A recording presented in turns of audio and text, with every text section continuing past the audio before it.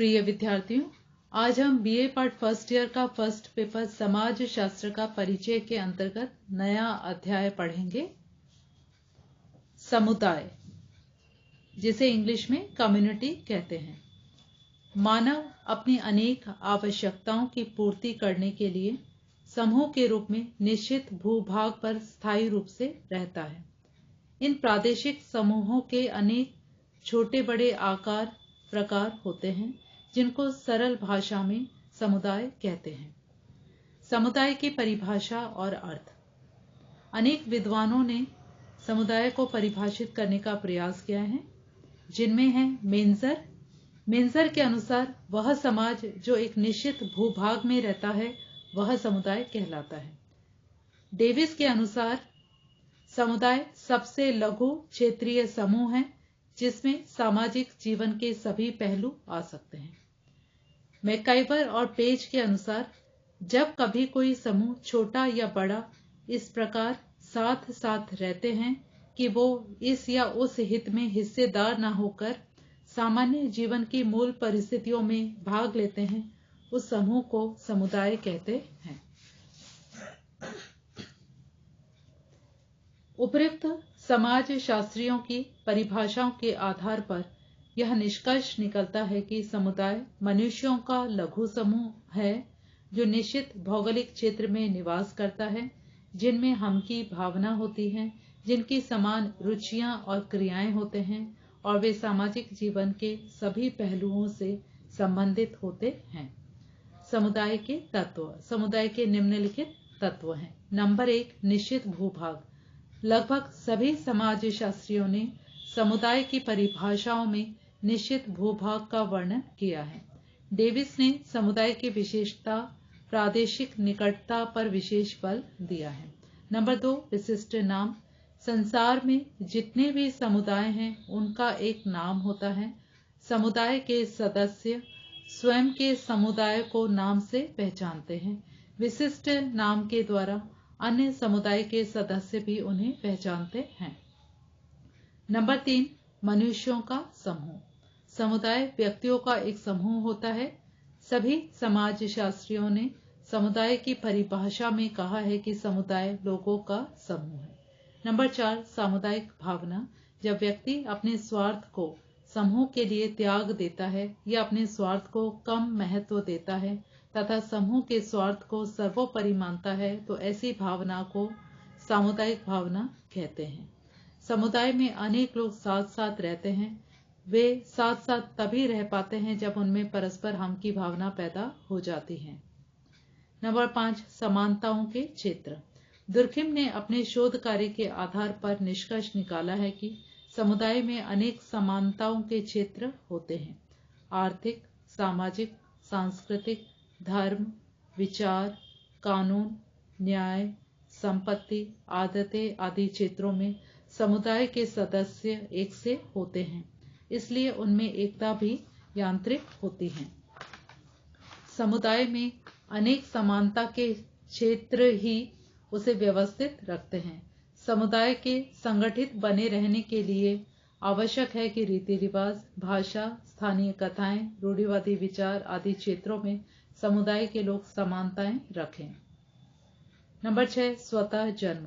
जब अनेक स्त्री, पुरुष, लड़के और लड़कियां किसी एक स्थान पर कुछ समय तक रहते हैं, अपना जीवन यापन करते हैं, तो वह स्वतः ही समुदाय का रूप ग्रहण कर लेता है। समुदाय की उत्पत्ति या विकास योजनाबद्ध तरीके से नहीं होता। मानव समुदाय तो स्वतः बन जाता है, इसका जन्म स्वतः होता है। समाज में 2 प्रकार के संगठन होते हैं। एक की सदस्यता जन्म से निश्चित होती है और सदस्यता अनिवार्य होती है।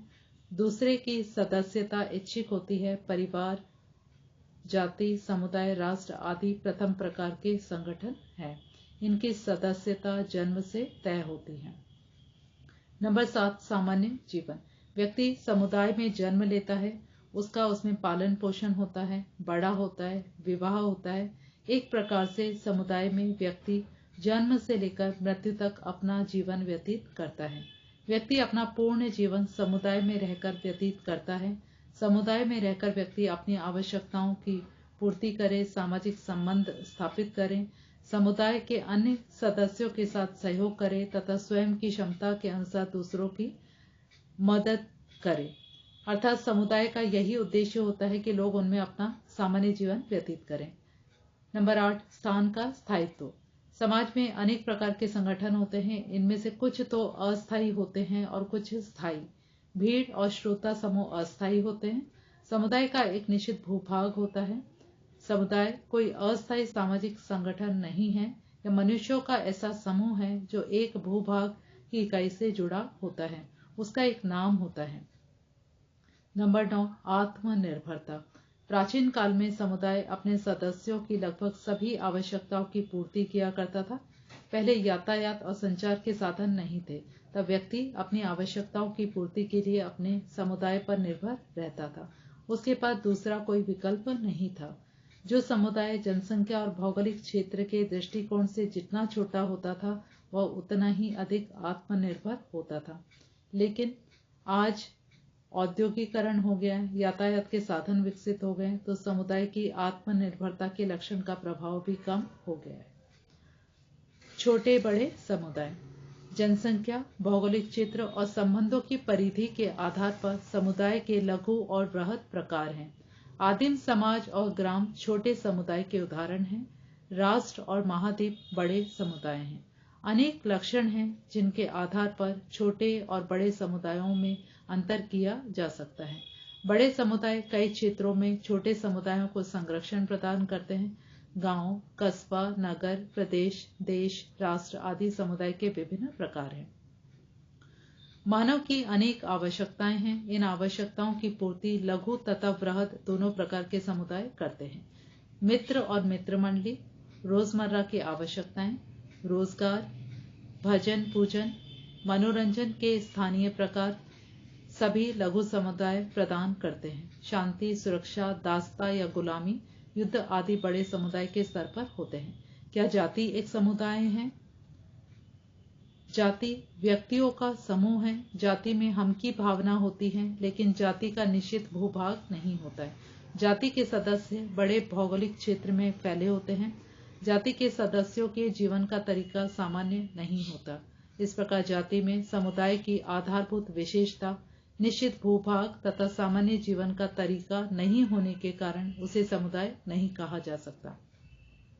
अतः निष्कर्ष यही निकलता है कि जाति एक समुदाय नहीं है। क्या आश्रम अथवा बंदी गृह एक समुदाय है? मैकाइवर व पेज ने इन सामाजिक घटकों पर टिप्पणी की है। इनके अनुसार समाज शास्त्रीय आधार पर इन्हें समुदाय कहा जा सकता है। आश्रम, बंदी गृह तथा विहार प्रादेशिक इकाइयां हैं। इनमें व्यक्ति सामाजिक जीवन व्यतीत करता है। इनका जीवन का तरीका परस्पर एक सा होता है। मैकाइवर और पेज जैसे समाज शास्त्रियों ने इन्हें समुदाय माना है, परंतु कुछ अन्य समाज शास्त्रियों ने इन्हें सीमांत संगठन बताया है।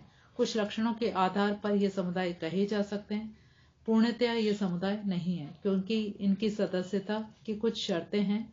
ये समुदाय जन्म से लेकर मृत्यु तक की व्यवस्था नहीं है। इनकी उत्पत्ति स्वयं नहीं होती है। इन्हें समुदाय कह भी सकते हैं और नहीं भी। समाज और समुदाय में अंतर। समाज और समुदाय में निम्नलिखित अंतर हैं। नंबर 1, समुदाय व्यक्तियों का समूह होने के कारण मूर्त है, जबकि समाज सामाजिक संबंधों का जाल होने के कारण अमूर्त होता है। नंबर 2, समुदाय के सदस्यों में परस्पर सामुदायिक भावना होती है। उनमें हम की भावना होना आवश्यक है, जबकि समाज में सामुदायिक भावना का होना आवश्यक नहीं है। समाज में संगठनात्मक और विघटनात्मक दोनों ही प्रकार के संबंध मिलते हैं। नंबर 3, समुदाय का विशिष्ट नाम होता है जिससे वह पहचाना जाता है, जबकि समाज का कोई विशिष्ट नाम नहीं होता, या तो सामाजिक संबंधों का जाल होता है। नंबर 4, समुदाय समाज की तुलना में लघु होता है। एक समाज में एक से अधिक समुदाय होते हैं, जबकि समाज समुदाय की तुलना में बृहद होता है। अनेक समुदाय मिलकर एक समाज बना सकते हैं। नंबर 5, विभाजन। समुदाय को अनेक भागों में विभाजित किया जा सकता है। इसका भौगोलिक क्षेत्र होता है। इसके छोटे छोटे अनेक समूह होते हैं जिसका अलग अलग अध्ययन और विश्लेषण किया जा सकता है। जबकि समाज एक व्यवस्था है, एक संगठन है, यह एक पूर्ण समग्र है। इसे अलग अलग खंडों में विभक्त नहीं किया जा सकता। इसे एक पूर्ण इकाई के रूप में ही अध्ययन करना होता है। नंबर 6, निश्चित भूभाग। समुदाय एक निश्चित भूभाग में स्थित होता है। इसकी भौगोलिक सीमाएं होती हैं जिसमें ये बसा होता है, जबकि समाज का कोई निश्चित भूभाग नहीं होता। या तो सामाजिक अंतःक्रियाओं की जटिल व्यवस्था है जो व्यक्तियों के बीच होती है। नंबर 7, समुदाय की विशिष्टता मनुष्यों का समूह है, जबकि समाज की विशिष्टता सामाजिक संबंधों की जटिलता है। धन्यवाद।